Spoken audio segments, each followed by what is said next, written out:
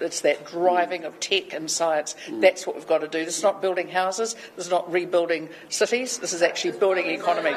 Yeah. So just on the investment side, what's been very obvious is every visit I've done internationally, I always take time out and spend it introducing New Zealand to investors. And what's been obvious to me is that they are very, very open to actually coming and investing here in New Zealand. They haven't had a government that has said we're open for business, we would welcome your capital coming to this country, but we're making that very clear. We've talked a lot about some big public infrastructure that we need to get co-invested with in foreign pools of capital, domestic pools of capital. Think about public-private partnerships on roads of national significance, other core public infrastructure we need. Sorry, Mikey? This dedicated team, will it fly overseas to broker these deals, or will they simply be Wellington bureaucrats? No, I expect them to be building rapport and relationships with all of the sovereign wealth funds and the big pension funds around the world. It is a different skill set. You need to be able to go into a room. Todd and I had dinner, a lunch recently, last week actually, in the UAE.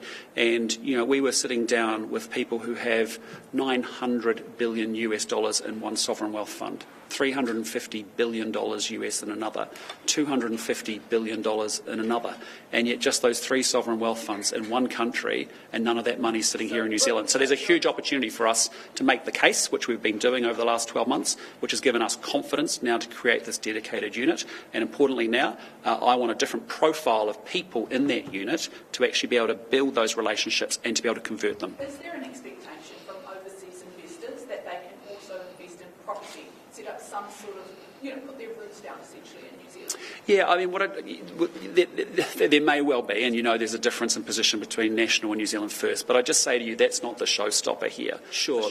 We'll see New Zealand as an attractive place to perhaps buy a holiday home or something like that. So where are those discussions at with New Zealand First? Again, we have a difference of opinion between the two parties, but I'm just saying to you, it's a very small part of a whole wide system of being able to encourage investment in New Zealand. Sorry, Richard. Sorry.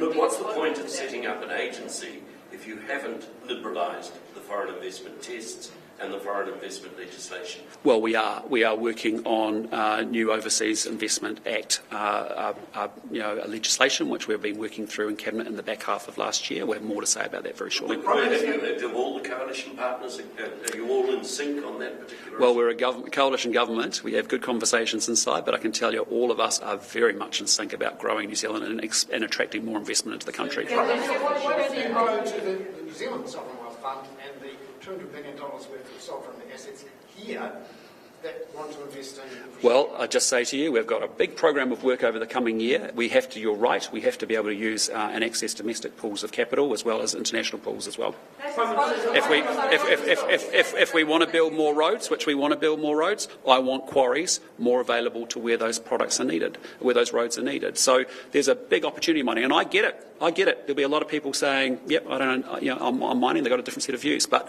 I'm sorry. When we've been in recession for 3 years, we are going to grow.